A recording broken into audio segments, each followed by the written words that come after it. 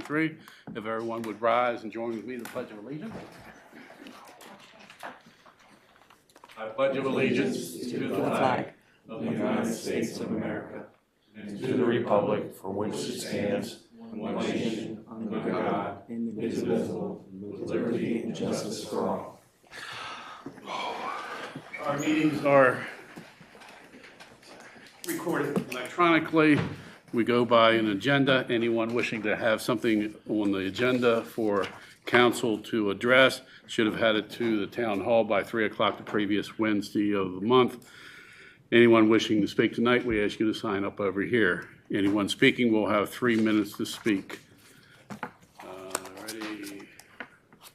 Approval of minutes from the September 6, 2023 Town Council meeting. I hear a motion for approval. I'll make a motion to approve them. Second? I'll second. I have a motion and second to approve the minutes from the September 6, 2023 Town Council meeting. Any questions or comments? All those in favor signify by saying aye. Aye. Those opposed? So carried. Mayor's report. Busy month with a lot of finalizing things for Musical on the Main. I think we got everything ready to go. A couple of little things we need to tighten up, but for getting all the tables and chairs up, but we'll work on that with the fire department, and we'll work on that either Friday night or early Saturday morning. One of the things that had the opportunity this past month or back in September was to meet with Kent Martin, the former plant manager of Lehigh, and Paul Rogers, the new plant manager. And Perry Jones and I, we had a breakfast up at Buttersburg Inn, and while we were talking, we talked about how Lehigh has helped the town of New Windsor and Union Bridge over the years, especially with the street sweeper. And that's when Perry asked me if we were interested in a street sweeper. And I said, well, it's, one of the things we'd like to have, but, it's not pressing. He says, well, I got a guy that has a street sweeper. So he gave me his phone number. I called the guy that day, and I knew where he was located. And I met with him that afternoon. Actually got Wayne on the phone, and I think it's 2018? 2018 or 19. And this thing looks brand new, which we'll bring up under new business. But I was pleasantly surprised at the good condition and what I thought was a reasonable price, which we'll hear about under new business. Completed and submitted the health department food permits, and all permits were approved. I've invited the governor a couple times and the Maryland Department of Housing Community Development Secretary, Jake Day, to attend Musical on the Main and tour Historic Dillman Inn. I've tried to follow up through Cindy Stone, and she can't get an answer from anybody, so I'll keep trying. But then also contacted State Senator Reedy's office for funding requests to be sent to the governor and Secretary of Budget and Management. Things, as everybody knows, is going to be extremely tight. However, there was a little surplus, so who knows. Approved the community Christmas tree lighting date of Sunday, December 3rd at Fountain Park, so they could be in the newsletter. Then just the other day, I got an email from the federal government about the Federal Transportation's Reconnecting Communities and Neighborhoods grant program. And I thought maybe we could look at that for Lampert Avenue street project. I haven't gotten into the details on that, but I thought that it would be reconnecting communities, really connecting communities of Snyder Summit to Hillside Drive there on Lampert Avenue. And then also emailed teachers at Springdale Preparatory School and Northwest Middle School for the shadow meeting applications, and I also posted it on a homeschool Facebook group. And I talked to Matt Cohn about engraving a bench at Fountain Park or making a plaque for it. I don't know, probably not everybody was on the council at that time, but council a couple years ago approved having a bench dedicated to Wayne Blackston, who is a former town council member. And I don't know if there's a warranty on those benches or not, but the one apparently gets more sun than the others, and that may need some attention, well, it should have some attention before Saturday, because it's almost like wood that's got splinters waiting to happen. The one closest to the bank, if you run your hand across there, it's kind of, yeah. I know. But the one closest to here must not be in the sun as much, I don't know. But take a look at it, we can do it after the meeting if you want, but it's kind of almost like wood that's getting old and splintering, so I don't know if there's a warranty on that, but I'm not sure what kind of plastic, but the one across at St. Paul's is still in good shape and it's a lot older, but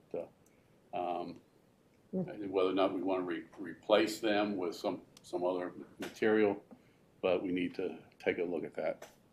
And that is my report. Council committees, community enhancement, Councilman Gubernitis.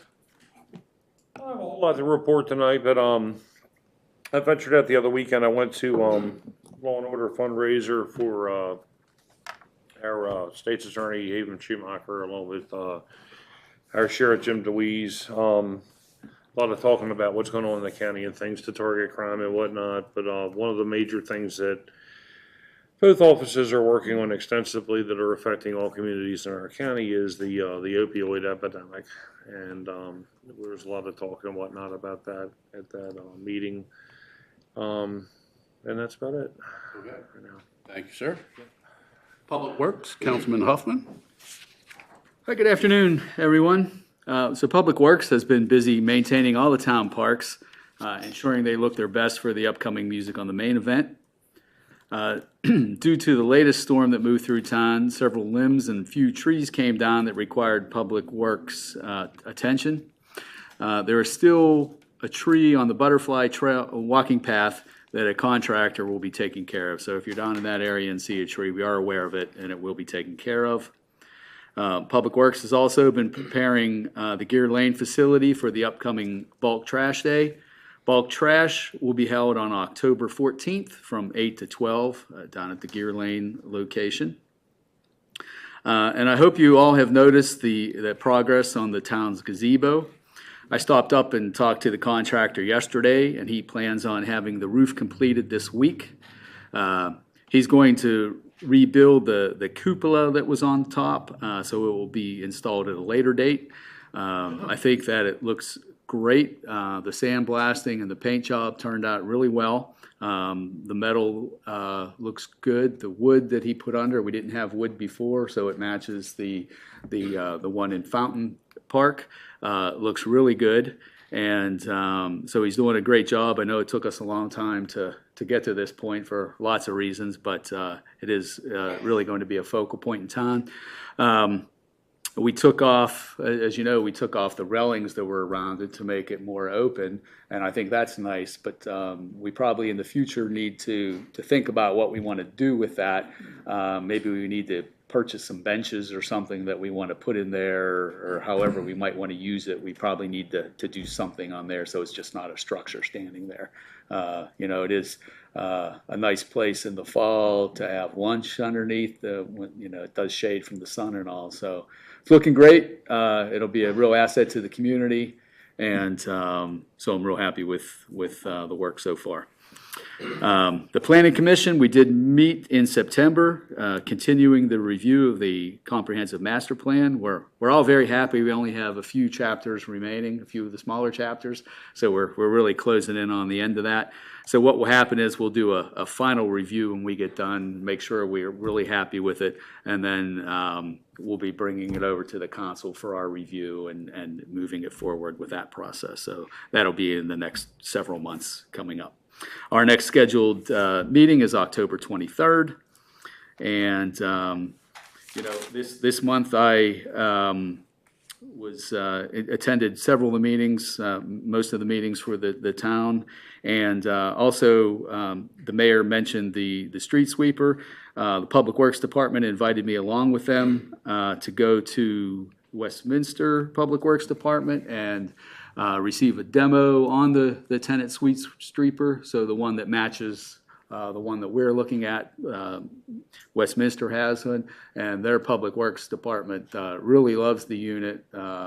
He took Wayne and Alan both out. They did some street sweeping, showed them how to use the unit, showed us lots of stuff in the yard of how it dumps and all this kind of thing. So I think when we talk about that, I'll certainly be favorable. It's a real asset to the town, so we'll talk about that. But I appreciated the opportunity to go along with them and check that out firsthand. And that's it. Thanks, sir. Water and Sewer, Councilman Hall. So the main topic for tonight is the Main Street project is obviously started. So just as a reminder, give yourself a couple minutes for commute time, as it is a one-lane road. Project's been moving along, and we're very happy to have it moving now. There was two water leaks repaired, one on New Windsor Road and the line to the booster station. There's also a bid document drafted for the 3 pumps of Snyder's boost station, and that is, we already planned on the one. Those pumps are very hard to acquire, long lead times, and so the other ones have been overworked. So the bid's out being drafted to replace all 3 of them. It's always good to have an extra on hand if we need it as well. And then lastly, there hasn't really been any noticeable difference in the water usage. So just as a reminder, again, with the drought, we want to try to conserve water as much as possible. So that's my report. Thank you. Public Safety and Health, Councilman Cornick. Good evening, everyone. I have a brief report this evening. Attended another opioid prevention coalition meeting, and piggybacking on what Councilman Gouvernitis said, it was a pretty interesting meeting, actually kind of touching, because there were actual cases. There was a story told by a visiting person that's involved in recovery now. She's a recovering addict. But she works within the health department. And Officer Tim, I didn't get his last name, but for the sake of discretion, we'll just leave it as Officer Tim. But he talked about their interaction and how he kept working with her over her time as an addict. And you talk about a touching story. I mean, he was, you look at people and you make judgments, and we all do it, and you kind of think, oh man, an addict, but I don't use the word normal, because what's normal? But the fact is, you don't really know what people are going through. And the fact that they told their story and how they worked back and forth, and the story ended up great. I mean, because he kept talking to her about her situation, and I'm talking like several years. I think it was 7, it might even been 10 years. He'd arrested her multiple times. And she finally got her life together, and she's working to help others who've had opioid addiction and helping them through recovery. So National Recovery Month was the month of August. They talked about that a little bit. I tend to visit, when I have these quarterly meetings, I'll go on the sheriff's website to kind of look at the cases. So the month of August had 23 cases, and I looked at October's case, or October's report, which is retroactive and it's September's data.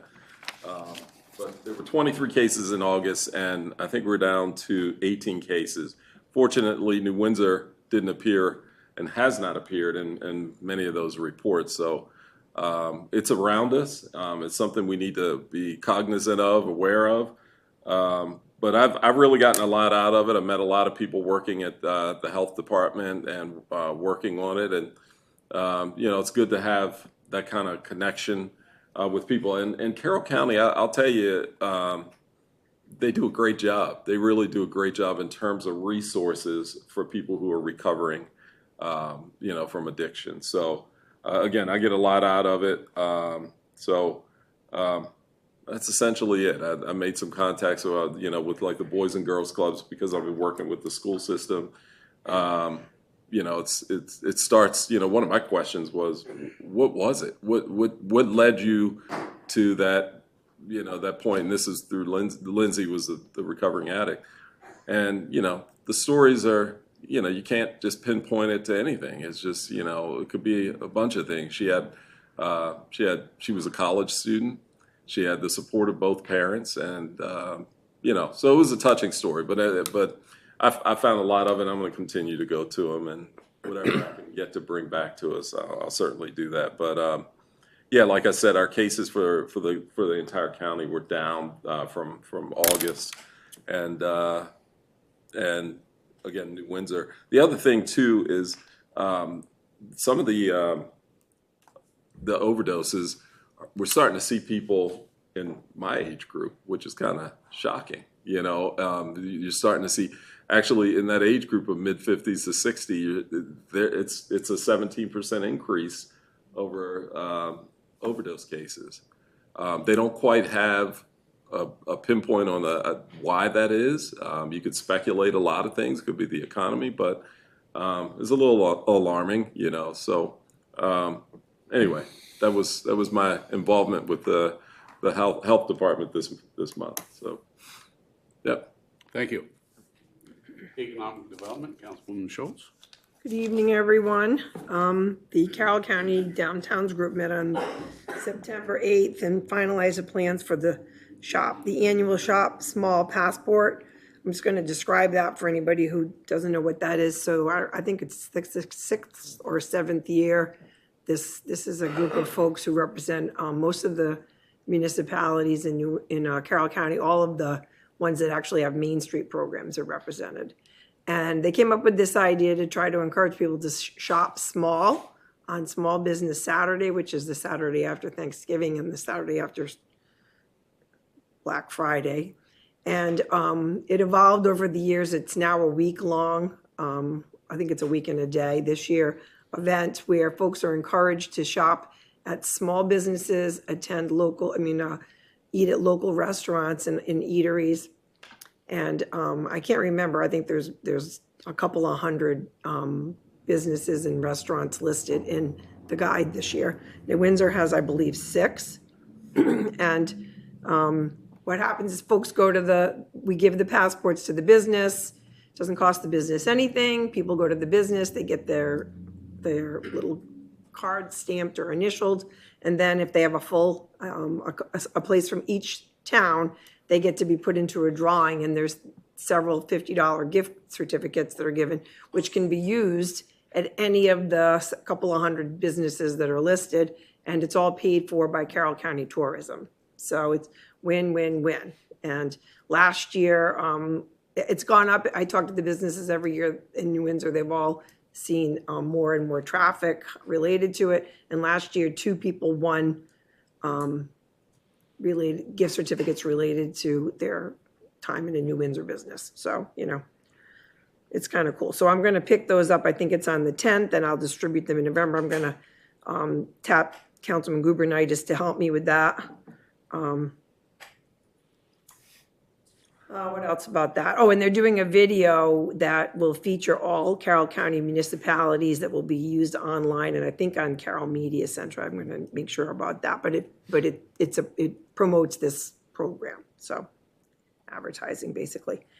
Speaking of Councilman Gubernitis, we went through all the businesses listed on the website and did some editing, and he did a bunch of research because there were a lot on there that don't seem to actually. It's more organizations than businesses, but there were a few. They don't seem to be in existence anymore. So we have, and I've got a couple more changes I'm going to submit to Dana when things work again.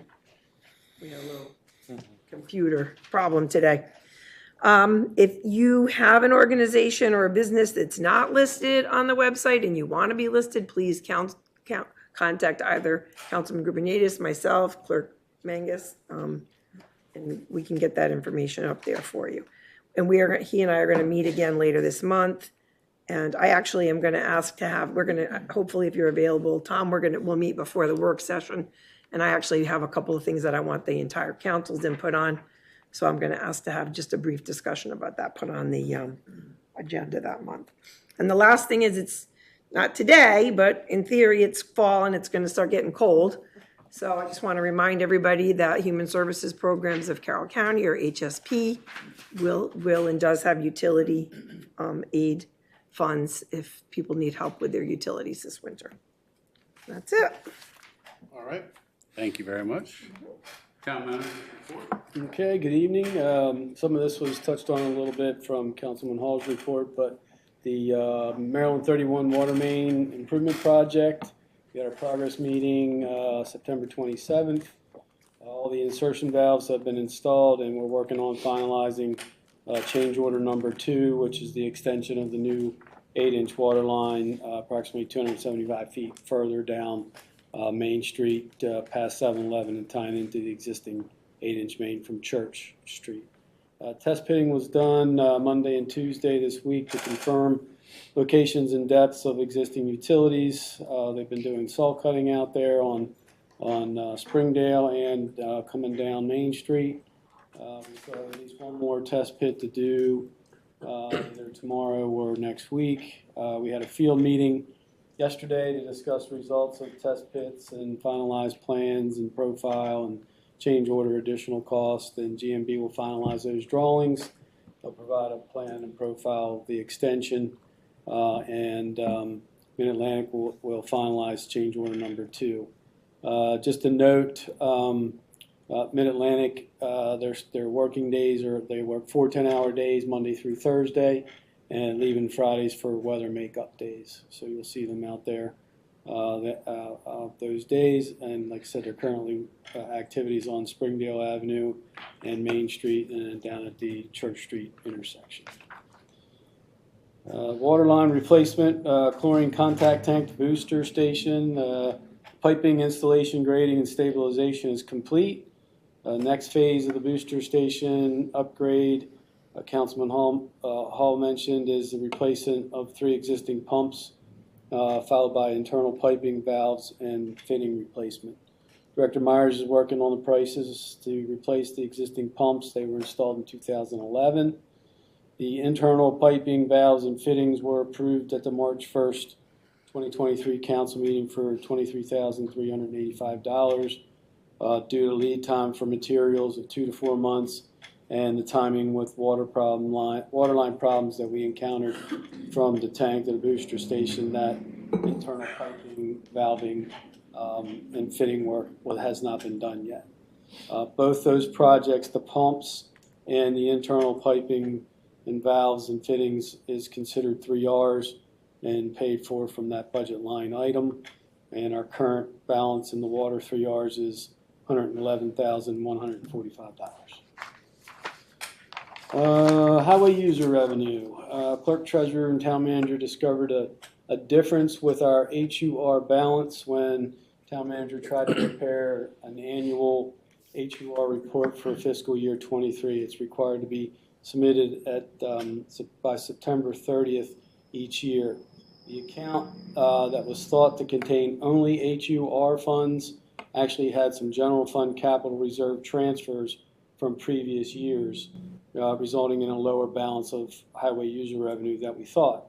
When preparing that annual HUR report, the available money at the beginning of fiscal year 23 per MDOT SHA was less than the $397,704 the town spent on repaving the roads in fiscal year 23.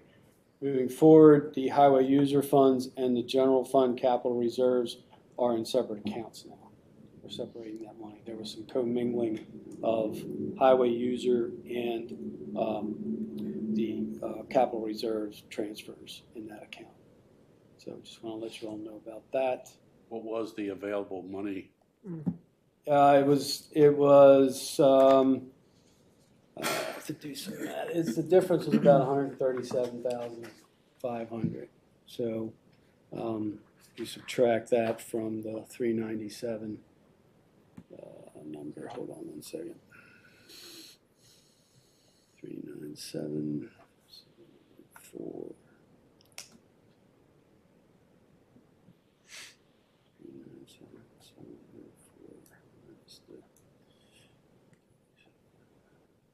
Their balance, MDOT's balance was 260,204 for the report. And then Public Works employee, we finally hired for the Utility and Public Works Maintenance Assistant position.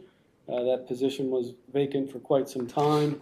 Aaron Warnick accepted an offer and starts October 11th. Aaron has construction and some management background. So if you see a new Public Works face out and about, please welcome Aaron. And lastly, the 2023 Frank Schaefer 5K run walk. You have 2 weeks and 2 days left to register for the event. It's Saturday, October 21st, 9 a.m., Wakefield Valley Park. The address is 1000 Fenby Farm Road. And you can still register on runsignup.com. So far, as of today, we have 61 registered for the 5K. Unfortunately, we only had 1 register for the walk, so we are canceling. I'm sorry, the kids run. So we're canceling that for this year. We can maybe try again next year. That's all I have. Any questions on my report? Yeah, I do. So the discrepancy with the balance in the HER money, was that through an audit or? No, it came up about when you go to fill out that yearly report that I have to fill out. It's a spreadsheet, and you have to calculate 2 columns of information, revenues and expenditures, basically, and you have to get the numbers in to get a true result, or they won't accept it. So I kept trying to run the numbers, and based on what we had, and it wasn't truing out at the bottom. So then I reached out to the contact at State Highway that handles the HUR, and he sent us some information, and then we had a phone conversation with Dana, and I had a phone conversation with him, and figured out then, looking more deeply into that account, what we were thinking, the number was actually not a true balance of strictly highway user revenue. Right. Does that make sense? Yeah, no, it does. One follow-up is that you said from previous years, was that like a carryover from like 5 years ago or something? So it's the money that after the budget is done, and if we've got extra funds, that was transferred in there years and years ago. So when I was looking strictly at that account, it had appeared to always be highway user revenue. Sure. But when we dug deeper into it, when we did the report, because the number wasn't true, that's when we found that it was. Right. I mean, we're talking years. Understood. So, yeah. Yeah. Okay. So, and then moving forward, I've completely separated it to make it more clean cut for us. No, I appreciate it. Thank you.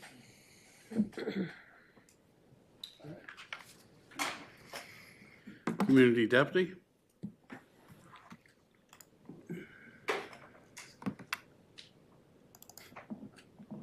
Works Director. Good evening, everyone.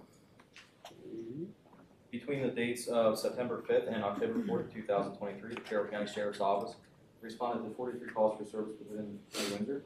Out of those calls for service, 4 were reportable.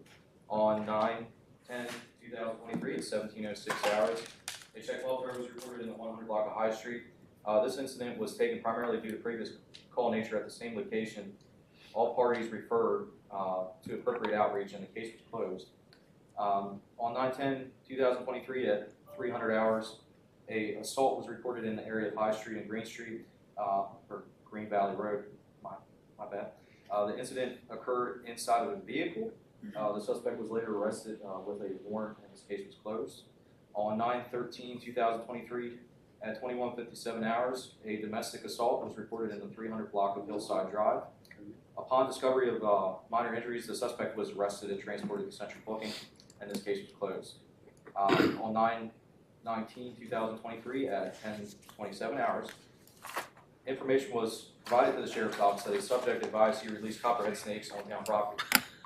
The subject in question is known to live in the 100 block of Main Street. The subject advised a property owner in the area that he released the snakes. The Department of Natural Resources Police was contacted, and the case was referred to them. My case was closed. Additionally, Uniontown Bible Church will be holding a trunk or treat event on 10/28/23. This event will be from 5 p.m. to 8 p.m. They are expecting a large turnout, and it's open to the public, so I wanted to advise everybody of that. Hoover is in the early stages of planning a parade that they want to work on December 9th. It's going to focus on agriculture and farm equipment. More is to be discussed in the near future with that event. So that's all I have for report. Thank you. Thank you. If you have the opportunity, park down by Tibbetts Lane and around 7 to 7:10, see if there might be a little black car that likes to pass on the shoulder. Going about 80 miles an hour. Black car or SUV? Black car. Black car, okay. Okay. Which way? It went at least 80 miles an hour, passing me, 2 other cars in front of me, a tractor trailer, God. all on the shoulder. Yeah, That direction. all on the shoulder. Okay. So All right, I'll talk to you too after the meeting gets more. I got partial plate, but by the time I got my phone out to try to take a picture, he was gone. Yeah. It's unfortunate. And I did speed a little bit, see whether or not I could catch him. But once I got to a certain speed, I'm like, bag off, Neil. It's not worth it. But then I thought maybe I could catch up to him when he got to the cars in front of me, right on around. Yeah. So, All right. Well, partial help, I can. yeah. Get So, something on. so I don't know whether he'll do it again, whether it was just a one-time thing, but he's an accident waiting to happen. There's been too many of them on that road. Mayor, you skipped Public Works. I'm sorry. Public Works. Sorry about that, Wayne. No problem. So the water line project, Public Works has been assisting Mid-Atlantic with locating existing utilities in the field and helping plan weekly construction activities. Based on test fitting results, we have established a reliable approach to the installation of our new 12-inch water main. Additional efforts to isolate sections of the water main have been established and tested to minimize impact to residents. Our partnership with Mid-Atlantic and our inspection contractor WBCM have allowed us to gain additional insight into existing infrastructure, which will also allow us to plan for future capital projects and data collection. And lastly, Snyder's Booster Station, a request for proposals was submitted to 5 contractors, and we met with 3 of those contractors to inspect the work site. Unfortunately, the pumps were damaged due to the known suction line issues, and they are underperforming. Now that the line is repaired, the next step is to replace the pumps, and hopefully we can discuss the pricing and the replacement of the pumps in the October work session meeting. That's all I have. Thank you. Sorry about that. No problem. Bigger font. Uh, We need a bigger font. I figured he's gonna say a lot. On new business. Anything, West Carroll? No. No, all right. They did reach out to ask what they needed to do to participate on Saturday. But told them we missed the boat on it. Yeah. 2024. There you go. Fire Chief, Chief Cromer is at a budget hearing with the county. He did say that Fire Prevention Week is next week. And let's see here. Fire Prevention Week is October 8th, and we are doing a bunch of community outreach programs. So they're going to a lot of schools, I know. So keep alert on a lot of activities they're doing. Treasurer. All right. So besides today and a lovely email I have, anybody received an email from me around 9:15 last night, please ignore it. My email was hacked. Maryland IT was on it right away, and everybody should be secure moving forward. On 9/12, I was balancing a statement with a vendor and discovered a check had been intercepted in the mail. And looks whoever intercepted the check created a fake check with our signatures, our account number, and everything, and of course cashed it. I quickly contacted Kathleen from the fraud department at ACNB, and the enterprise checking account was blocked right away. While every morning I do open up both checking accounts, I randomly select the checks and view them. I'm mostly balancing what was written and what I had versus the bank. I pulled 90 days worth of checks from both enterprise and general fund. All were good except for the one in question. A police report was filed on 9/13 per the instructions of ACMB. Moving forward, I set us up with positive pay in the banks. It mainly means every check that I write or ACH debit that I do, I submit to the bank. As long as they match with what I've gone through, it goes through no problems at all. If it does not match, I get an email, and so does Kim and Gary as a backup, that, hey, we have an exception. We just go pull it up, and we can look at it. Sometimes I'll spell the name wrong, and stuff like that. And we just go ahead and approve it, and it goes right through. If we deny it, the funds will stay in our account. No issue, no there, and they'll start a whole thing on their end. So that took effect on the 27th, and Kim, who is a backup for me when I am not here, is fully trained on it as well. It's a super easy process to do. The $2,788, which was the amount of the stolen check, has been refunded to our account per the bank, so we did not take a loss. The actual vendor of the check was notified and very understanding. And moving forward, talking with the fraud department at ACMB, it's a very common thing that they're fishing it out of the boxes or intercepting it somewhere with the postman. So we are handing the checks directly to the postmaster in there. So that is a prevention that we can hopefully not have again. But positive to pay will not allow anything to go out of our accounts that we haven't submitted. So that's a good thing. The auditors were here the week of 9/11. They've had a few follow-up questions, but everything should be submitted to the state by November 1st deadline. They will present the audit to the council, most likely November work session. However, a date is still to be determined. And then again, Music on the Main, rain or shine, will be here Saturday from 1 p.m. to 7 p.m. 50 plus vendors, 3 great bands. Everything is mapped out. It's the biggest that we've had. Main Street is full, so we're good. And then I will not be here for the October work session. Kim has agreed to take my place, where I will be on vacation. A couple things. Absolutely. Correction on Music on the Main, it's just sunshine. Okay. I'm wearing flip-flops. Thank you for all you've done, all the staff done. Like you said, this is going to be the biggest. The posting of all the vendors has been tremendous. My grandkids can't wait to get here. So, a little bragging rights, but thank you also for keeping me posted during the fraud. Did you, by any chance, relay that to any of the other municipalities?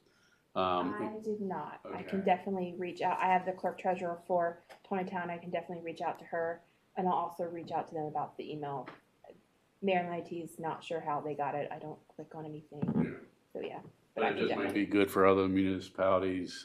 You know, I mean, they have a lot bigger financial departments, some of them, but you know, when some municipalities only have the one person like you doing everything, it might be very helpful to them, so that being preventive is better than being proactive is being reactive. Yeah. So, thank you. It's actually some great. Water and sewer building clerk.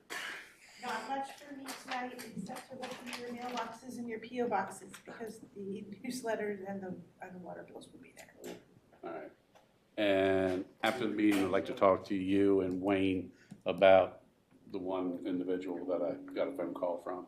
I just want to verify a couple things before I give him a call back with an answer. Sure. Thank you. Code enforcement officer. I have nothing pertinent to report this month. I did do some follow-ups on some complaints last month. Everything seems to be fixed except for some unregistered vehicles that I got complaints about. So I'm going to look into that, and I'm going to talk to my friend here to help. That's all I have. All right. Thank you. Lehigh update. Has anyone received a letter from Lehigh about the community council meeting? No, You received one? Yeah. Here, we got copies in here.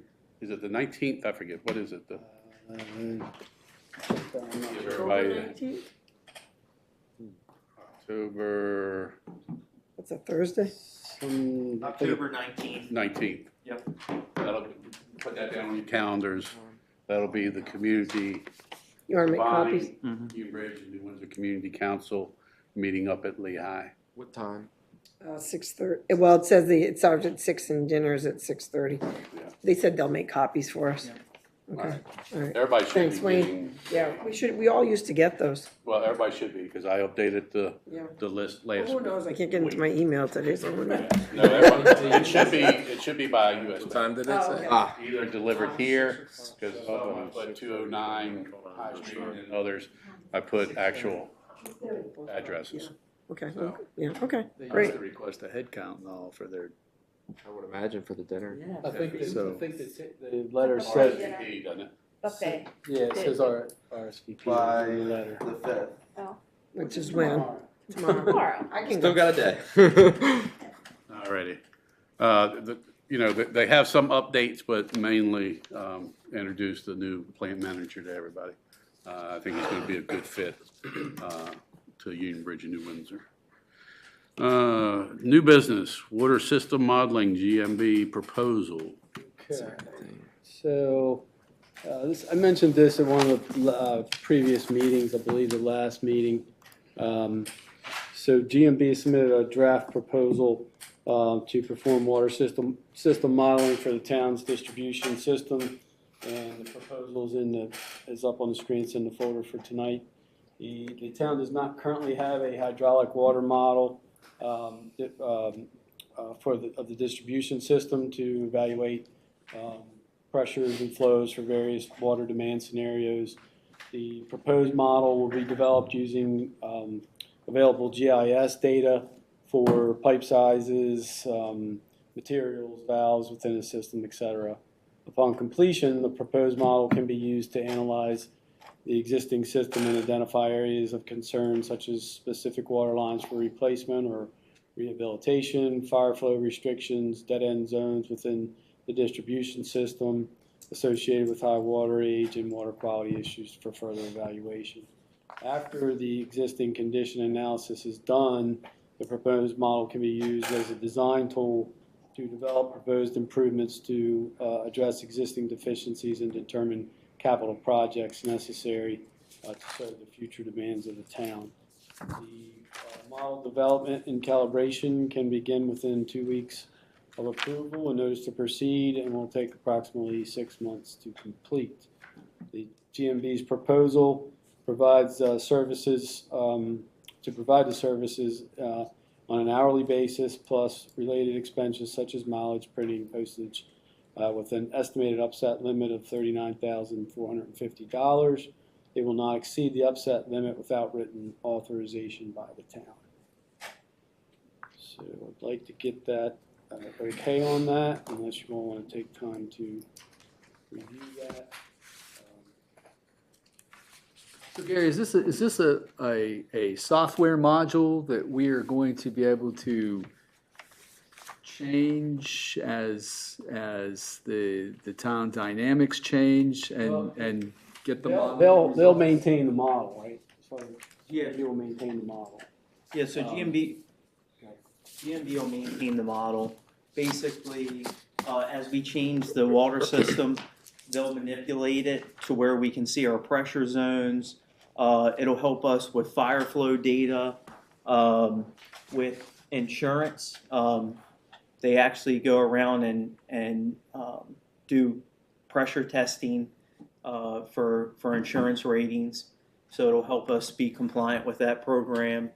And then it'll also let us know if we need to make changes in the system hydraulically to benefit water quality. So after the initial, in 6 months from now, after the initial calibrations and program is up and running and they give us the results, are are we going to have to, I'm just trying to understand how it operates. Do we have to give them new information as things change? It's not actively monitoring our system to upgrade those things. So are we going to provide them data, and then are they going to be charging us hourly to give us new results? I just don't understand how it functions in the future after the initial. So this initial contract basically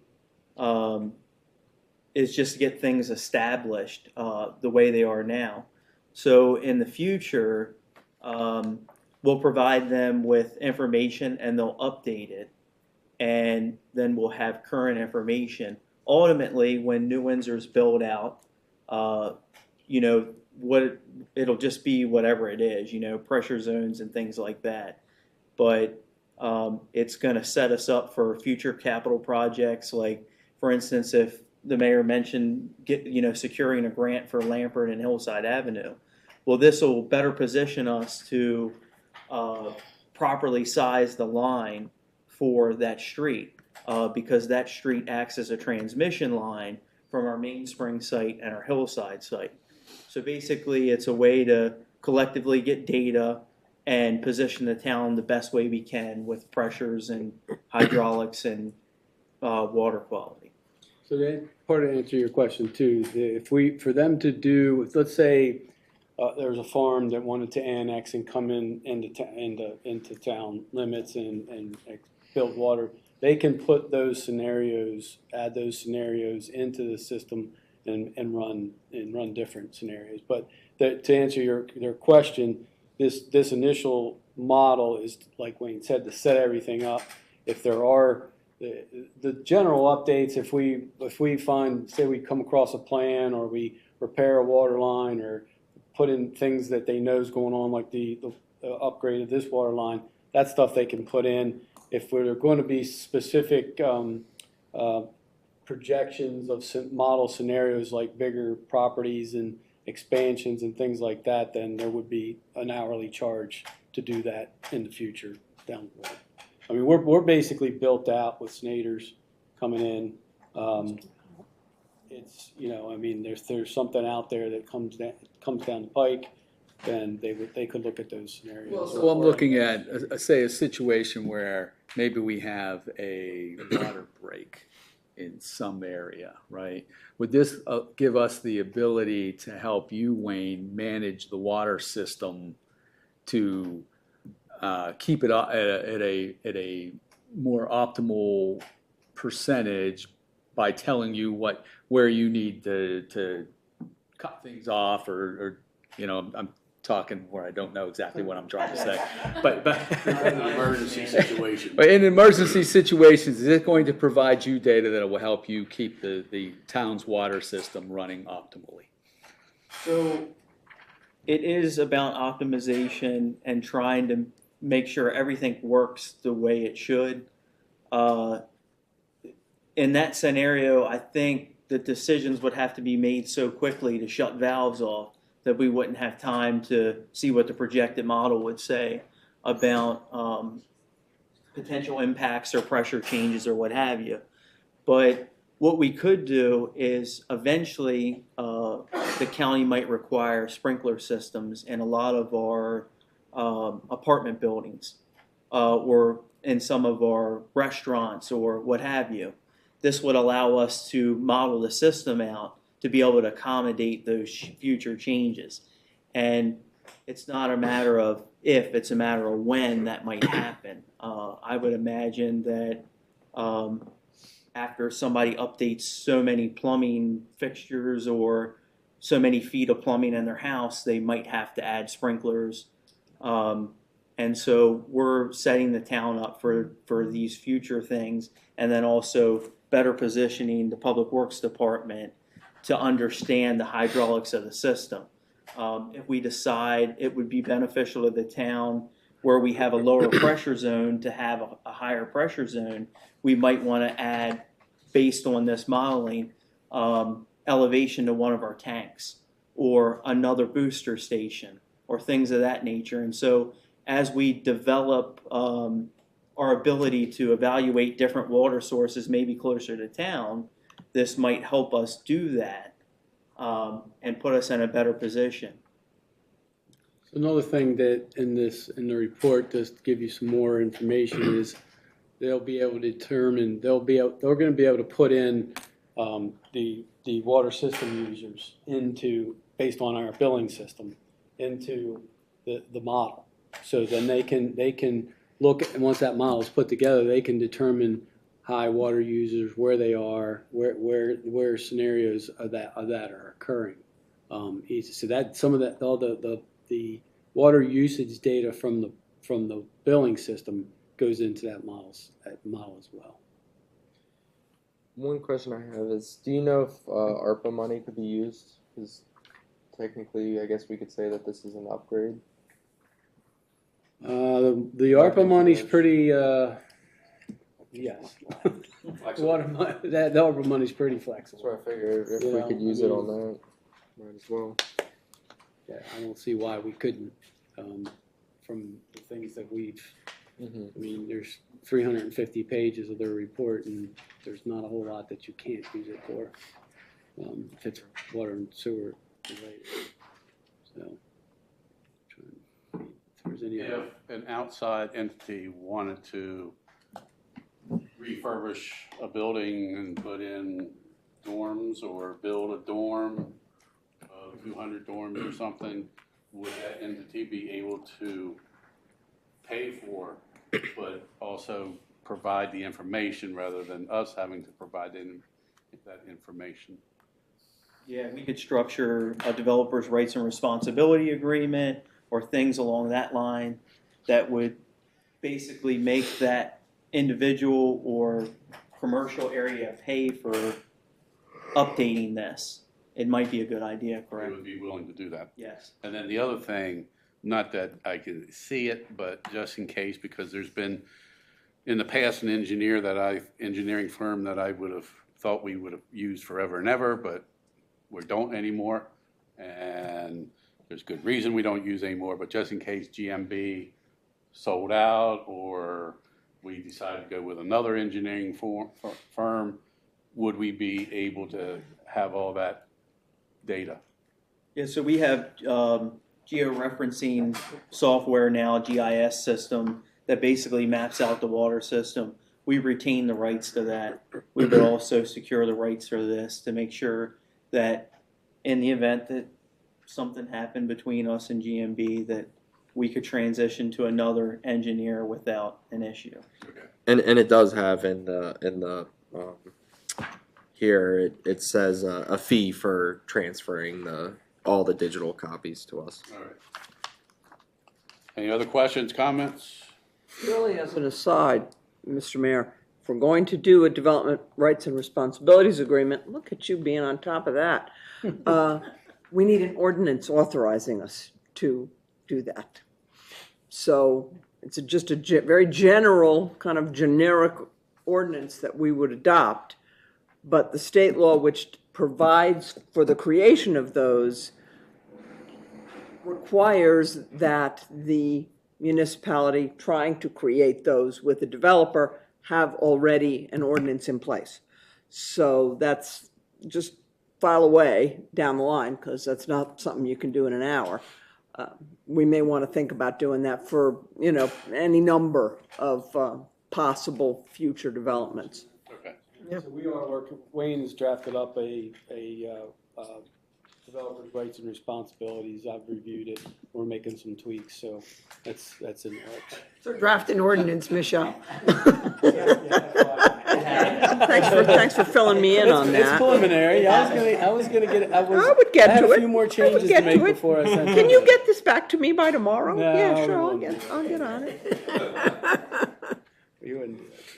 Are you 100% that we can, sure that we can use ARPA funds, or we just make a I motion don't. that we use them if they I are? don't see why we can't. Okay. I mean, I don't see why we If can't. not, we'll have to come back and do it again. So we're looking for approval of $39,450 out of the ARPA funds. I'll make the motion to use ARPA funds to pay the $39,000. I'll second that. We have a motion and second to approve $39,450 out of the ARPA funds for the proposal from GMB. Any questions or comments? All those in favor signify by saying aye. Aye. Those opposed? So carried. All right, utility leasing contract, AAA locating service. This one is just more informational. Public Works pursued a utility locating company to mark all the missed utility tickets for town with the Maryland 31 Waterline Project, the SHA project on its heels, and other existing and future town capital projects. Public Works is not able to handle the volume of missed utility tickets and the turnaround time required. You can't just get the missed utility ticket and say, I'll get to it next week. There are time restrictions on how quick we got to get to those. The average for this year, 9 months so far, is 40 tickets per month. We had a high 2 months ago, I believe, of 80 tickets. Public Works will be able to separate the missed utility tickets that are associated with the Maryland Waterline project, so we can pay for those tickets out of the state grant money, and then any tickets outside of that, the town will pay as we've been paying our one-call concept currently. So again, there is a copy of the service agreement. The agreement's set up as a per-ticket cost for 3 types of locates: the standard, emergency, and after-hour locates. The service agreement is set up to run at 6-month intervals, with up to 5 additional 6-month intervals, not to exceed 3 years. So we can evaluate every 6 months of basically where we are with that and how it's working.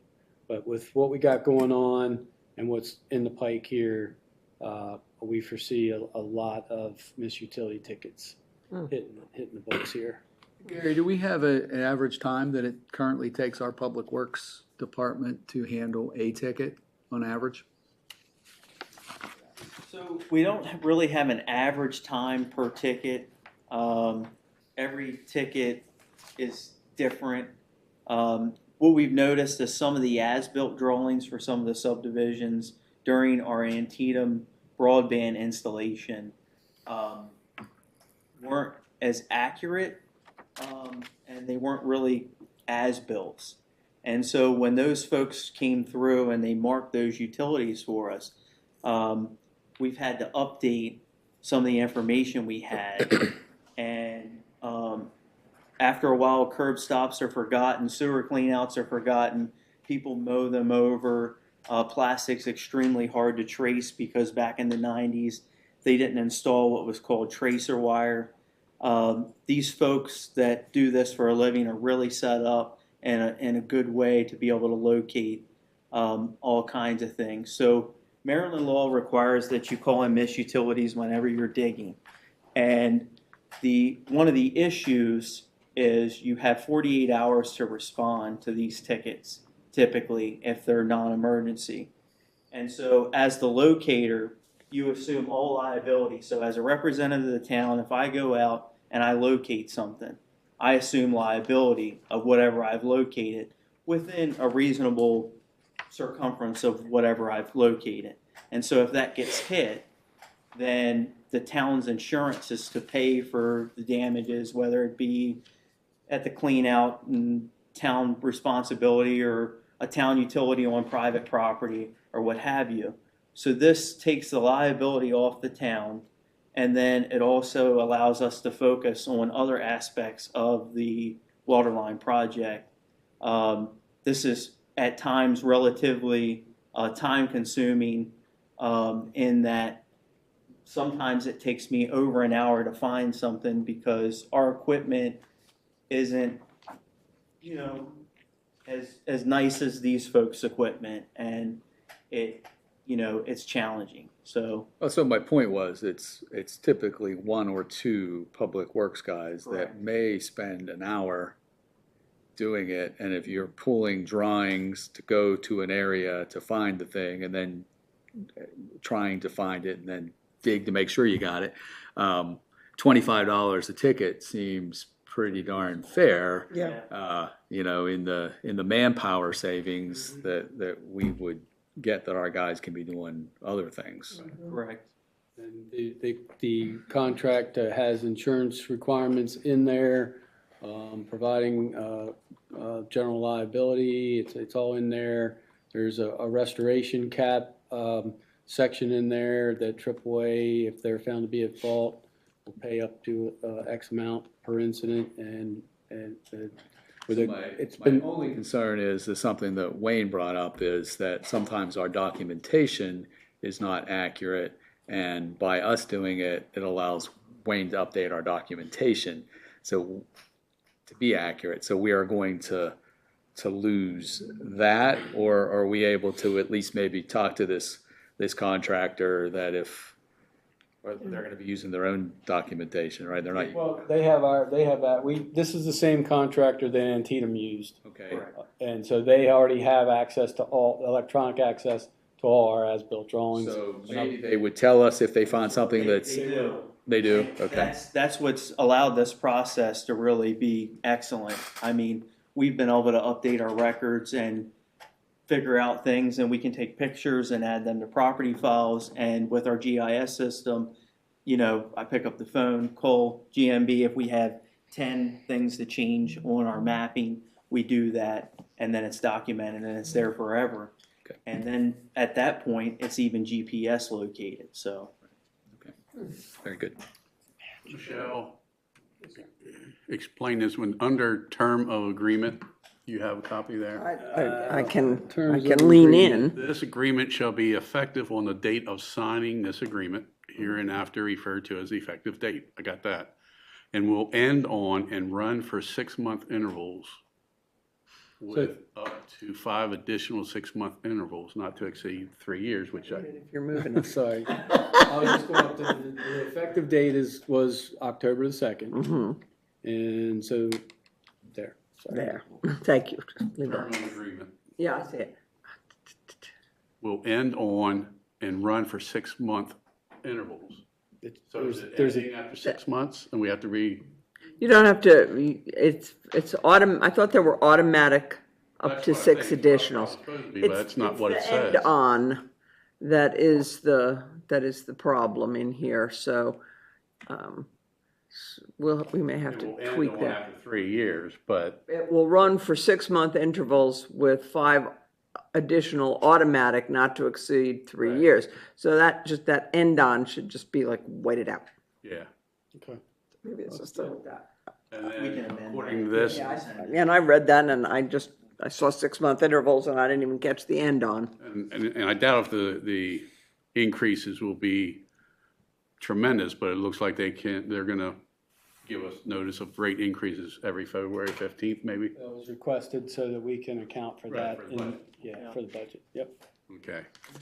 And the only other thing, unless, Gary, you want to pay for it, under client, it has your name. It should be the town of New Windsor. Town. Should be the town of New Windsor unless you want to pay for it. The last page. Last page. The signature Your page. signature. Client should be town of New Windsor. Good point. Like I say, I mean, that's an option if you You, want to pay for Gary, it. you know, I mean, We won't need to put it, we won't need to notify. On February 15th. We won't need to be notified by February 15th of the rate increase. just, no matter. All right, thank you. So, any other questions or comments about the service contract? Do I hear a motion to approve the service contract? I'll make that motion. Second. We have a motion and a second to approve the service contract with AAA Locating Services. Any questions or comments? All those in favor signify by saying aye. Aye. Those opposed, so carried. Lighting, electric upgrades at 2 town facilities, Wilden Lighting and Electric in Empower, Maryland. So I believe this is good news. I'll kind of go through this. Director Myers heard about this, the Empower Maryland program, and contacted Wilden Lighting and Electric, who they're affiliated with the program, and Wayne discussed potential town facility projects and got more details. A little history of Power Maryland Energy Efficient Act was created in 2008 at direction of the Maryland Energy Administration. And the Empower programs provide cost-effective long-term benefits, including reduced energy consumption rates, reducing investment in energy transmission and distribution, and improvements to the environment. Empower programs are managed by several utility electric companies, including BG&E and Potomac Edison, which are around here locally. And the Empower Maryland initiative extends to beyond residences and businesses to also Maryland state offices and government buildings. Wilden Energies provides energy and engineering and engineer solutions for a vast amount of utilities, government, public sector, schools, higher education, businesses. And Director Myers requested Wilden prepare lighting proposals, upgrade proposals for 3 town facilities. And through this Empower Maryland Act, Potomac Edison provides incentives that significantly reduce the cost for these projects. And in addition, Wilden has an administrative bonus available through the end of this year that further reduces these costs. So give you a breakdown of the 3 projects that we got them to propose for us, and the breakdown of cost and how we would pay for them. So the first cost is the tennis court lights. Total project cost is $19,200. The Potomac Edison incentive is $12,975. Wilden admin bonus is another $2,320.98. The net cost of the town is $3,903.02. We could pay for that from the parks, equipment repair, seasonal budget line item, and based on estimated electric cost savings, that money spent will be recuperated in approximately 10 months. Do we have any leftover POS funding? Not in this current. No. Okay. The second project is town hall lighting. Convert the rest of the lighting to LED, correct? That total cost is $5,380. Potomac Edison incentive is $3,845. Wilden admin bonus is $384.93. Net cost to the town $1,150.07. You can pay for that basically out of this municipal bill electric 209 High Street budget line item, which has got plenty in it, and that money will be recuperated in approximately 15 months. Then the last project is wastewater treatment plant lights. Total cost project's $10,086. Potomac Edison incentive $6,716. Wilden admin bonus $375.05. Net cost to the town $2,994.95. You can pay for that out of the Enterprise Fund 3R's budget line item, and it'll take about 30 months to recuperate that investment down there. So they're all good, easy picking projects that would cost a lot more without the Potomac Edison incentive and the Wilden bonus incentive. And we have the funding and money in the budget to pay for those projects. So that's good news. Reduce our electric costs. Yeah. So it looks like my math here, $8,048.04. Total of the 3? Yeah, I believe that's right. And so you want to do the total of what it would have cost? $8,048.04. That's our cost. Right. Right. What it costs without the incentives is, you got 19.2, another 10, that's 29, another 5. You're talking $35,000. Right. And we're talking 15 to 20-year fixtures without maintenance. So currently, if bulbs go out, ballast, the tennis court lights, they're mercury vapor bulbs, they're $300 a piece. So. Who actually does the work? Hmm? Who actually does the work? So we actually, for Wilden, so Wilden has their own contractors that they partner with to complete the work.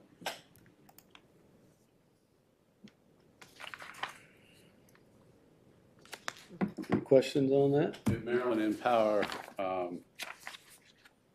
they're okay with us not having to bid it? Yeah, that's all Correct, part of it's that. inclusive. Yeah. We did the old town hall many years ago with new lighting. I think we got new computers out of it too. It's a really good program. Unfortunately, over the last couple years, I've replaced installed drives at places that originally had contactors. Part of this program is if you have a facility that has a contactor and not a drive, which is a VFD, they'll supply those and install them for nothing. Wow. Yeah. So I missed that one, but now I know. Yeah. Questions, comments? Do I hear a motion to approve? Make a motion to approve. I'll second. Motion and second to approve $8,048.04, if my math is correct. I think it is, with the funding coming out of the mentioned appropriate line items, funds for the upgrade project. Any comments or questions? All those in favor signify by saying aye. Those opposed? So carried. All right, street sweeper discussion. As I mentioned before, this all started at basically networking at its best, I guess, when Perry asked me about whether or not we would like to have a street sweeper. Well, it would always be nice to have a street sweeper, but just never wanted to pay $139,000, $150,000 for one. So he gave me this guy's phone number, Chris, and I called Chris up right away, and he told me where he lived, and I said, well, I go by there 2 times a day. I know exactly where you live. How about 4:30 after I get off work? I'll meet you there. We met, we talked for probably a half hour, 45 minutes. This machine looks unbelievable, in great condition. It only has how many hours on it? 19 hours. 19 hours on it.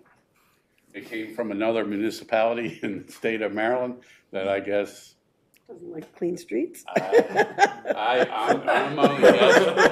only guessing that they have a 5-year plan to replace equipment or something. I don't know. But, I mean, I could not see any scratches for it being 5 years old. I couldn't see any damage to it. There's been a couple sensors replaced to it. He was up front with me. He said, he asked me if I wanted to operate it. I said, no. Let that up to Wayne and his crew. So I took pictures, sent them to Wayne, and I've sent pictures last night to everybody just to kind of speed up the process so you knew what we were looking at. And They're up on the screen right now. Okay. Great job, man. All right. So it shows just about everything you can do. The system, if you go down to the next page, if you can. We got another page here, I think. Something on top of something. All right, something has to do. But the one page shows the like a conveyor belt that takes the leaves and debris up, and it goes through a high tech, and Wayne might be able to touch on this a little bit more, but a high tech filter system so that all the smoke and everything, the dust is kind of watered down and everything. So, and then it's exhausted out, or goes out the back a little bit. But it has a big hose mainly for storm drains, clean out. We would not be taking it down and having somebody carry it. Has a water pressure system on it. It probably goes up, maybe about 15 feet in the air, give or take. Yeah, I would say, yeah. To dump into a dump truck. The system is phenomenal. I did a little research on it, plus I also talked to Steve Strasburg, who I believe his title, I'll apologize to Steve later, but I think it's Director of Street Maintenance. And we talked a little bit about it, and I know we can always go out and take a look at their equipment whenever we need. Wayne and his crew and Councilman Huffman went out and looked at it. I've heard nothing but great things about it. And Steve said that of all the street sweepers they have, that's the first one they go to. So it's their favorite. You know, the list price I think was $139 on it, and even used ones I've seen for in this model and year for like $89,000, $95,000, and they're being been given an offer of $50,000, but Wayne will address that issue a little bit more. But I'm going to turn the floor over to Councilman Huffman just to talk a little bit more in depth. You did a little bit in your report, but if you want to go into more detail. Yeah, so as I mentioned earlier, I did get a chance to go up to Westminster and look at theirs with our public works guys. And although I didn't go out and do any street sweeping, I let it to the to the pros. The machine did have nothing but praise from the Westminster guys.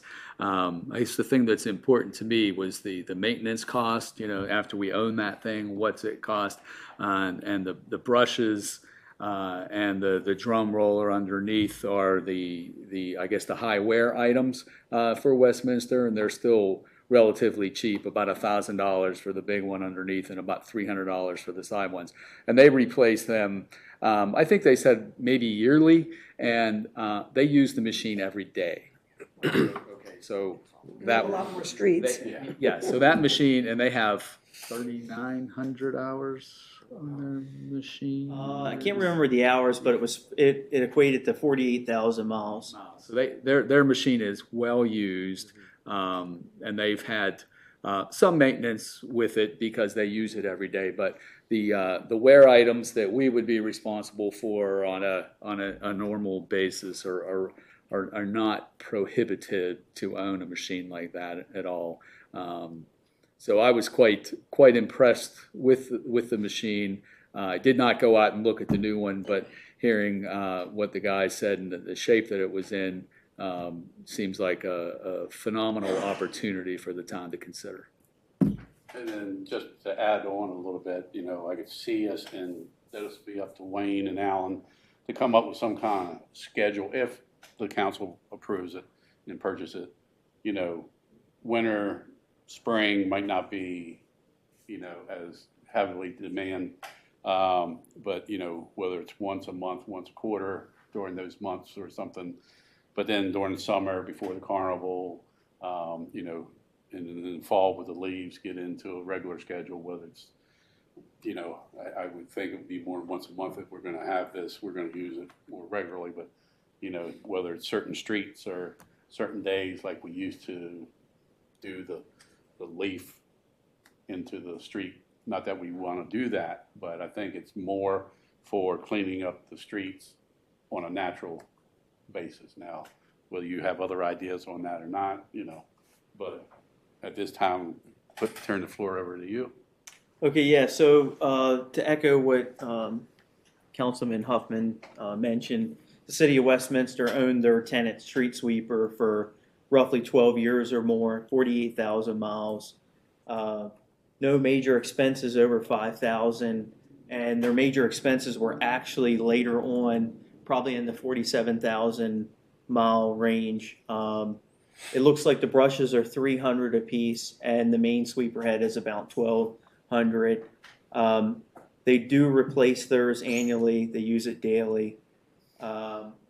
So I guess as far as general maintenance goes, we could probably expect to do like oil changes, greasing, things of that nature annually. I can't see us putting 48,000 miles on it even in 12 years like they did. Their machine's extremely reliable. This one has a little bit more modern conveniences. There's a touchscreen computer on it. It's a little bit more automated. As the mayor mentioned, there's a conveyor belt that pulls the material and the debris through a particulate filter. And one of the issues that we dealt with our old leaf machine was the debris and the dust. And you're going through town and you're vacuuming the curbs and dust is blowing out the back of the machine. So we're eliminating that hazard. And the versatility of the machine is a lot better than our old leaf machine in that you can actually wet the debris with the on storage system for water, and there's a little pressure washing wand, and it would, the city of Westminster uses theirs to clean out storm drains. And so right now, we want to clean out storm drains. You take a chain, you hook to the grate, and you pull it up with the tractor. A guy gets down there with a little, miniature shovel, and you shovel things out into the bucket, and that's how you do it. So this would eliminate that liability as far as folks being down in the storm drain itself. It seems to be a good machine. 19 hours is hardly anything. I'm not sure about the miles specifically. Not a street sweeper, machine expert, very mechanically inclined. I think I would invite one of the maintenance guys from the city of Westminster if we decided to purchase the machine before making that final commitment, just to make sure we're going over it and doing our due diligence with it. Do you want me to speak about the? That was my next question for you, what we talked about earlier. Okay, so I called up the gentleman who owns the machine. He's a local business owner. He does business with a lot of folks in New Windsor in his occupation. And one of the things that I wanted to make sure is that, we kind of had some kind of a warranty or, something, which isn't typical with used vehicles. And so I think he's fairly accommodating. So he's proposing that we're able to test the machine if we're interested in purchasing it. If the condition is below the expectation that we have, it could be returned without any commitment whatsoever. And then a second option is paying $47,500. We take it after a week of, using it, and we pay that and take the machine as is. And then the third option is to test for a week, pay the $45,000 if we're satisfied, hold a $5,000 retainer. If the machine is in good working order after 30 days, we would release the remaining $5,000. If we have to make a repair to the machine within that 30 days and it was a major repair, we would hold that retainer and that would be ours, and then we basically purchased it for the $45,000. And that's pretty much it. So I would say it's the timing. It's kind of like the end of the season for street sweepers, like you said. Westminster, I think it also mentioned Tawnytown usually closes up in October, so you might not get like enough testing. I think 1 week of testing is fair. If you're going to find something out, you're not going to really tell the difference between 1 week and 3 weeks. If we could just use that every day for 1 week, I think 1 week's fair. But I also want to just make sure that maybe the viewers online or something have some of the backstory of when we lost that leaf machine. We were looking at other options for the new truck, and those leaf machines that are strictly just leaf machines were in like the $30,000 to $40,000 range. So for an extra $20,000, you can end up getting not only that leaf, but also the street sweeping and the power washing. I'm sure you guys could take that truck, power wash something you might need. So a lot more usage for basically the same amount of money. Yeah. And so our hope is to be able to keep the streets cleaner, get the accumulated leaves. We want to go away from folks raking leaves over the curb into the street. It jeopardizes our stormwater infrastructure. The town participates in an MS4 permit, which is stormwater discharge and pollution. And so we want to make sure that we're doing our part with that. And, cleaning the town up and keeping the town clean aesthetically is important for our businesses, and it even helps us out with maintenance on the stormwater facilities. So, Questions about the machine itself? What kind of fuel does that burn? it is a diesel with a Caterpillar motor, so it's a very conventional motor. They last forever. Diesels. Caterpillar, yeah. Yeah. So it's a low emissions diesel engine as well. It has a particulate filter on the engine as well.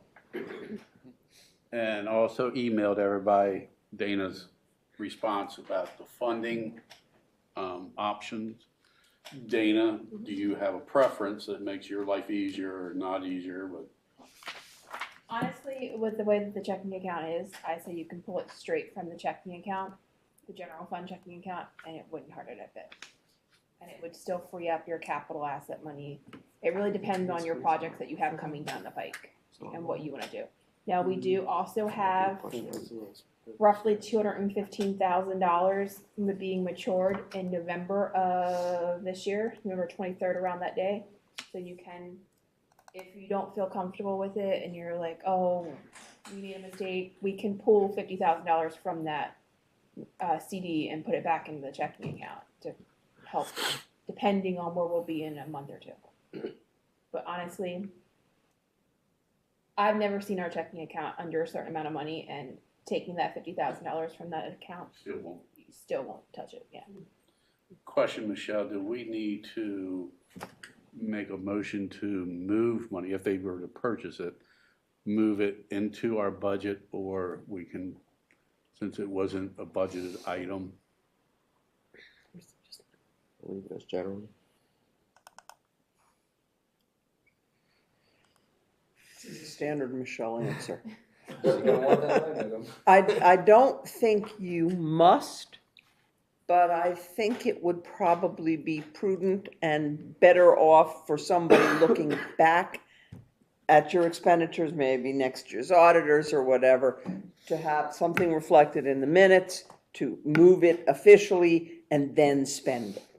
So basically, we would be amending the budget. Yeah, I guess, yeah. Revenue and expense, which would be a wash, so. Yeah, I mean, I just think that's the sort of thing that it's always better to have reflected clearly as a decision of the council and as a budgeting a function. And probably for the auditors as well. Yeah. So. Always like to keep the auditors happy. So it would be best to approve the purchase first and then,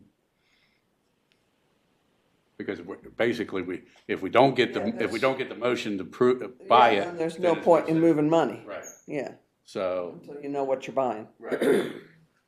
Questions, comments? This is a big purchase, but I think it's a win-win situation. One, I don't think we're gonna come across this kind of deal in the future. I really don't. You know, maybe there is a second one out there. I don't know, but, Can't buy a Camry for that money nowadays. Isn't that the you can't truth? buy a Camry for that money nowadays. That's the truth. so, and I just feel this will last us. I mean, any piece of equipment you buy, something can happen the next day or the day after warranty. You know, I've seen that myself, but I just feel no more than what we're going to use it on an annual basis. I think this is, you know, when you look at a 20-year, 25-year, you know, $1,000 or $2,000 a year, basically, other than maintenance and replacements. But, you know, for $3,000 maybe annually, when you look at the overall cost, I think it's a great thing. Plus, you know, we're using taxpayers' dollars that we're going to see something that is going to benefit the town. And I think that's always a good thing for residents to see. Yeah, I was going to say, Wayne, I thought did you mention a service company that would work on the street sweeper? So the city of Westminster does their own maintenance. Right. It is a unique piece of equipment. Right. With that being said, with it just being a Caterpillar motor, I would imagine anybody with diesel mechanical skills or any facility would be able to change the oil and those kinds of things. Periodic maintenance, greasing and stuff like that would be entirely up to us. It does have pretty heavy duty tires. They're 12-inch, I believe, and they're very similar to a forklift. So any industrial place that sells industrial tires, we could get tires. And of course, you know, we would partner with Westminster to be able to get the best deal on anything that we were doing because they have firsthand experience on parts and replacement costs. So they've actually given us a contact to be able to get some of the brushes and things like that. So, what about the mechanical parts that, God forbid, something happened to it? Do they have a shop or anything that they, like, if they can't do it in-house, do they? So only one company comes to mind, and it's Maryland Industrial. They're out of Baltimore, and that's where OBD leaf vacuums come from. When we were looking into this before, we were looking at maybe a unit to put on the back of the truck, and I feel very comfortable with the gentleman that runs that facility, and I'm pretty sure they can help us out with it. No problem. I kind of think this is a win-win. We were looking for a street sweeper and contemplating what it would cost to add an adapter onto an That really wasn't going to do what we wasn't really going to do what we needed it to do, and this thing fell in our lap. So I'm all for it. And there are a lot of safety features that I know we probably haven't touched on. I know one was when it gets up to a certain RPM, the machine will not. It'll stop. I think it won't proceed. You can't over rev it up. So, and rest assured, Councilman Cornick, that I think I can say this without any doubt in my mind, that Director Myers will be on the internet tonight or tomorrow to see what all he can do in-house. Right. Guarantee you. So this thing looks like a Zamboni machine. Does it operate? It's very similar to that. Yeah. Surprisingly. Yeah. Town ice rink. I felt defeated when I first sat in the seat with all the buttons and the controls and everything like that. But after about 15 minutes, I had it down. So. Did you think you were in England? Yeah, it was. Yeah, because the driver's seat is on the opposite side. Right, because you're going to be up against the curb. Yeah. Well, that's awesome. Yeah. So do you have any thoughts about the different options with, you mentioned, I think 3, with the pricing and trying it for a while, and do you have any? Really, there's only 2. Into the purchase of it. Yeah, but can we purchase it, because there's different amounts, Right. so we're going to just Well, approve? we can say up to. Okay, all right, We talked about that too. sure. So. I'll make that Wait a minute, motion. we still have a question over here. All right, nothing real quick. It's just basically from what you were saying that we make a motion to it, and hopefully to approve the purchase of it, and then the money wise and what gets moved will be the other consideration. Right. Yeah. And so why haven't we voted on getting this thing secured yet? I'm ready. Covering all our bases. Yeah, but I mean, with the limited hours on it, and like you had said, being diesel, number 1, number 2, having a cat engine, the condition of it's been well spoken for, in my opinion. I've seen these all over the place throughout time, and I've seen what they can do. And then for the many things that you mentioned that this machine's going to be able to do and to achieve to make a lot of things simpler, I think it's a no-brainer. Yeah. So. And not that we can't still call on State Highway to do Main Street, but if they are broken down the week before Carnival, we can take care of it. If it's broken down this week before Musical on the Main, we can take care of it. So, So how quickly would we get it? You want the honest answer? Yeah. The honest answer is if we decided to approve it, it could be dropped off tomorrow, and the trials could be before Musical on the Main, which means that we could secure it and sweep the streets for Musical on the Main. You got to lead with that. We can get this thing tomorrow if you want it. You got that 1 week of testing right there. Be at the booth. We can offer rides to everybody. If not, backup plan is if state highway can't come out, then we get the, couple leaf blowers and clean the streets. Yeah. Yeah. We'll make it happen no matter what. It's entirely your guys' decision. Well, as chair of. Boys and their toys. Would you? I will make the motion that we purchase the tenant street sweeper. Up to. We're going to say up to $50,000. We have a motion. Make a motion second. Second. We have a motion and second to purchase the street sweeper and pay up to $50,000. Any questions or comments? All those in favor signify by saying aye. Aye. Aye. Those opposed? So carried. Now, Dana, your recommendation was take it out of so we'll have to make a motion to move $50,000 from our checking account into the budget. Well, could the motion also decide on version like 2 or 3, the 47.5 versus 50,000? The trial versus the. I mean, because That's what I was saying. I would prefer to make a motion to pay 47.5 or transfer 47.5 to purchase. That's in a motion. That's a motion. Does everybody understand the motion? We'll get a second and then we'll discuss it. I'll second. Second. And that option included what, Wayne? The 47.5 option is after a week of testing, we purchase it outright for 47.5. Everybody understand that? With a cost saving of what is that, 2,500? Yeah. We All right. like it at the end of a week. Alrighty. All those in favor of moving the money over from the check account for 47.5 into the budget? All those in favor signify by saying aye. Aye. Those opposed? So carried. Director Myers, make it happen. We'll clean some streets. Make the call right now. It's Pulled up out front. There's a truck outside. Any other new business? Old business, 2008 Dodge transmission, discuss estimates and direction for council. Chevy. You've got a lot of paper. Yeah, a lot of stuff to talk about. So we last discussed this at the August 21st work session.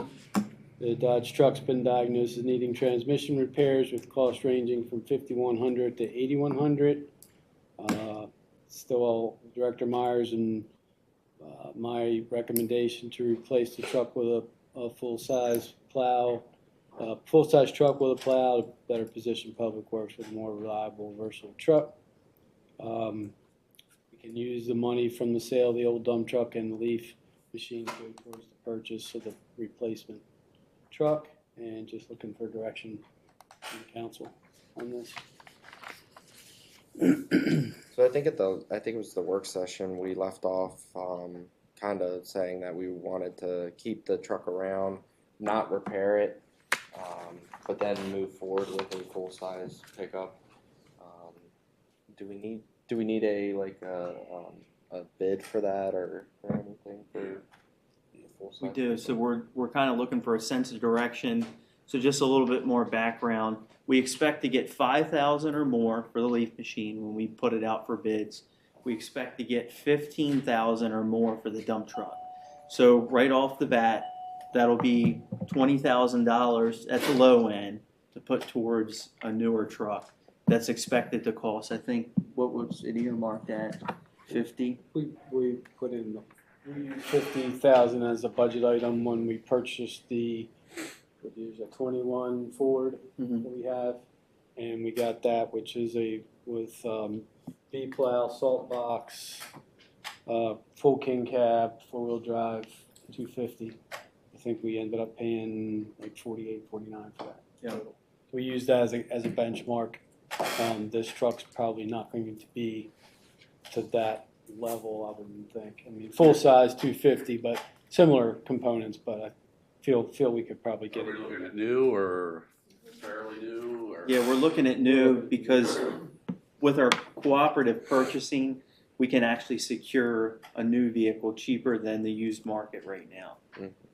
So we benefit from Sourcewell, which is a discount program for any kind of equipment, lighting, salt spreaders, plows, things of that nature. And I'm pretty sure we can piggyback off of Baltimore City's contract for Chevrolets. There's all kinds of avenues to pursue cooperative purchasing. And it's kind of an intergovernmental type purchasing. So. All right, enough direction for you? You all right with that? General fund 6-year capital project spreadsheet. Okay. Pull that up here. I'll be able to see that. Let me try to. Bear with me.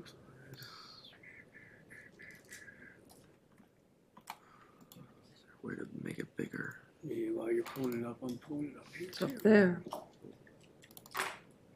Okay, so this is a part of our budget that we do each year. This is just a saved tab of it. We do this for both general fund and enterprise fund. This is just the general fund, and it is I sent this to the mayor and council back on September 14th. The only things that have changed is I've updated in the far right out. You can't see it on that, but the far right, if you can go out to your right, the sources there, the general funding, all those numbers have been updated with current balances as of pretty much yesterday. So that's the only change of what you saw from the email I sent. So this is, as you can see, is a very detailed and extensive list of the general fund projects covering fiscal year 24 through 29. As you scroll back to your left, the town roads are up top. First part, we have all town roads are accounted for. We've done 15 so far. There are 10 in Old Town and Tibbetts Lane that have been calculated, estimated, and planned for fiscal years 24 through 26. These are just placeholders for these years of trying to spread out funding and things like that. The roads in Atlee Ridge and Blue Ridge subdivisions have also been calculated, estimated, and planned out through 29, fiscal year 27 to 29. So if you scroll back to the right, if you the total. So the totals. Yeah, let me see here. 1.5 million. Yeah. So on the far right, you'll see in red there, those are all the roads, again, estimated cost to do every single road in town is $1.535 million. That's worst case scenario. Well, that's all the roads based on an estimated price is what that is. So I wouldn't say it's worst case, but it's worst case in the sense that it's every single road. Right. But Yeah. most of the time we estimate high Yeah. so that if the roads aren't that bad, it comes under. Because you just had one that came under in the recent group that you did, yeah. So again, roads are paid for with highway user revenues, therefore the schedule to pave the roads in terms of which fiscal year the roads are put in is obviously dependent on receiving enough HUR funding for each planned fiscal year or approving use of general fund money to cover the difference. So there, that looks at all the roads that's been looked at there, and then other categories and estimated cost are, as you scroll down, are storm drains, is at 40,000. Under the parks, it's a total of 240,725. All but 20,000 of that it will be paid for with POS or CPP money. We have current, again, over in the balances side of things, we have currently 53.5 available that we're using for the gazebo park. And then at the top, we have 167,222 that is yet to be awarded but has been applied for. Now, Gary, on here's the lagoon area with no estimate. Did we ever get any estimate? Because I know we had the park drawing and everything. Did we ever get an estimate? I've never received any estimate on that. Do it right, probably about 3 million. That's not in this list. Could be why it's not Grace up there. Fielder, I think. Grace Fielder. No, that was the first one. Oh. This was University of Maryland. University of Powell's- Maryland. Right. Powell's program. I think the guy's name came out with two Groups. groups of grad students and They did a nice came up with job. their own ideas and incorporate the carnival grounds, which I didn't tell them to, but overall it was It was a nice drawing. Very nice. yeah, That's and drawing. it didn't cost us anything, so Yeah. that's even better. Drawing. But he can never really pinpoint an estimate. So, you know, I've been working, it's been a while since I really contacted him, but the Cal Ripken Senior Foundation, you know, we talked to them back when they had only built about 10 ballparks, and they were planning on building, I forget how many a year, and a couple years later, they were already at 50. They're probably way over 100 now all across the country. But they really do the legwork on getting donations and sponsors. Whiting Turner, which built our wastewater treatment plant, is one of their big sponsors. So Under Armour, all those guys. So, Sure. But originally, what I wanted was 2 artificial baseball fields, so that, you know, we could bring visitors into town. We have 2 fields at Sybils. If we had 2 there, then a Lions Field and 2 over at Springdale, we could have some really major tournaments. But then the previous council said, let's do 1 ball field. So then we kind of went with a multi-purpose field that could do just about every sport. It would be, you know, artificial turf. Some people aren't crazy about artificial turf sometimes. So, but the thing about artificial turf, if you have a tournament or something, 10 minutes after it rains, you can start playing again. Right. So, but there was Who's coming in 1.1 mile walking path that went through wetlands, and they would have signs up, you know, this plant, that plant. It would be a boardwalk. So the parking was going to probably be our biggest obstacle. But I thought if we could, my vision was to get rid of the stormwater management pond that the state has right off of the carnival grounds there. And the one design had it kind of cascading down into the wetlands. So I think it would be a little more attractive.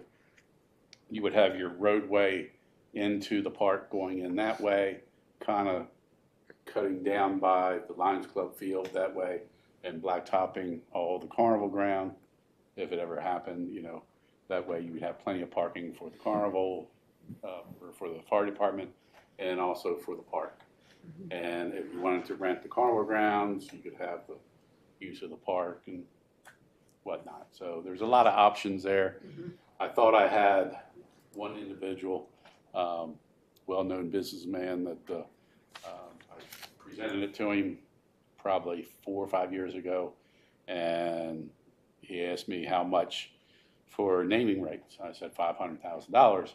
He said, "Is that all?" I said, "Yes." I said, "But not all." I said, "I can go to the state and get a bond for $500,000 with your match, if you would be so kind, and that would give us $1 million." I said, "Oh, I like that." But then his health failed and it didn't happen. So, but I'm still looking.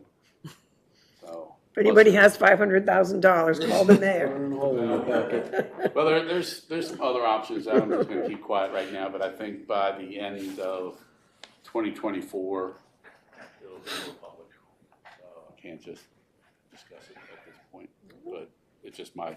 It's like my a spring thinking campaign. process, which never ends. All right.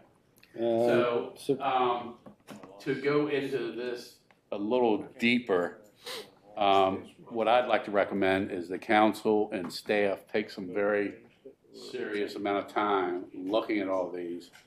And Dana, if you could email everyone approximately how much in enterprise and general fund we get in surplus for like the last 5 years, and whether or not it's increasing every year with like the property tax, that surplus, so that maybe we can see going out 5 years what we might get in property tax and what that increase might be. If it's, let's just say 5 years ago there was a 2% increase in surplus, and then last year it was 10%, and we saw a pattern.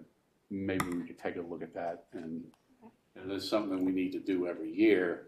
But I think we need to, right before the budget process starts, kind of put a couple of things in place for next year. And at our work session, that gives us a couple of weeks to look at, kind of fine tune it and look at things a little deeper, and make that work session primarily on that and get things. October work session. Yeah. I'm gonna have I started working on the enterprise version of this.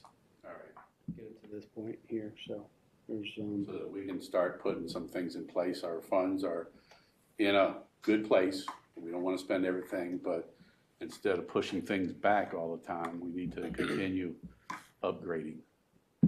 So, everybody's all right with that for the October work session? Take a long look at it. Yep. If you have questions, give me a holler, Gary a holler, whatever. I'll send out an updated version of this, because the salt barn, for instance, we've already started that RFP and reached out to a couple contractors on that, right, Wayne? 12. And the one we heard back from was a little bit higher than what we got in there. We could take out the leaf machine too. Now that we decided. Yay. I didn't know I had that in there. Yep, there it is. $200,000. Well, that's not calculated in anything. I mean, it's a placeholder, and you see it highlighted in red, but it's not calculated in any fiscal year. Yeah. So good. That's your Christmas Well, list. Well, that's gonna be under previous purchases or prior, it's money spent. I'm not worried about that now. All right. Any other old business? Residents' concerns? None, okay. Announcements. Bulk trash, you said October 14th? Correct. Alrighty. Music on the Main this Saturday, 1 to 7, with pre-music for the people setting up, starting at 11 to 12:30. Zigzag will be playing. New Windsor Lions Club, under the direction or spearheading of Lynn Talbert, has started a youth literacy program for our youth here in New Windsor in the community. The first will be this Saturday morning at the Community Meeting Center. And then the next one will be at the Community Halloween Party, which is on October 27th. They'll have a little corner there. And her goal is to have books to give out to all the kids that attend. And I think this is going to be something really, really awesome for the kids in New Windsor. We just don't do enough for them sometimes. So hats off to the New Windsor Lions Club and to Lynn Talbert. My annual Mayor on the Square food drive will be Saturday, November 18th, 9 to 4 p.m. We'll accept dry goods, non-perishable items, personal hygiene items, coats, cash for the food bank. Monetary donations are greatly appreciated. And that will be Saturday, November 18th, 9 to 4 at Fountain Park. And tell your organizations you belong to, school groups. School groups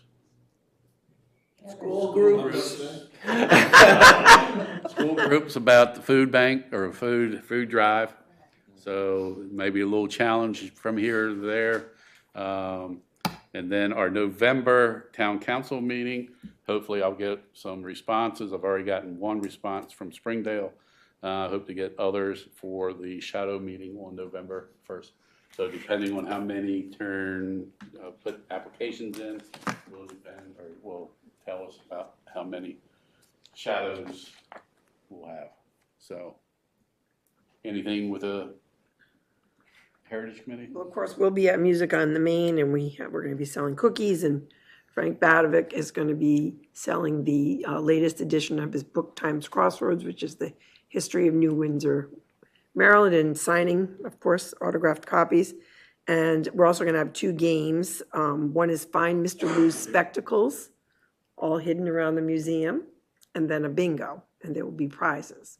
So the other thing is save the date of Saturday, December 9th, when we have a rumor that Santa Claus will be available on a sleigh for pictures, and we will have our annual ornament giveaway at the museum.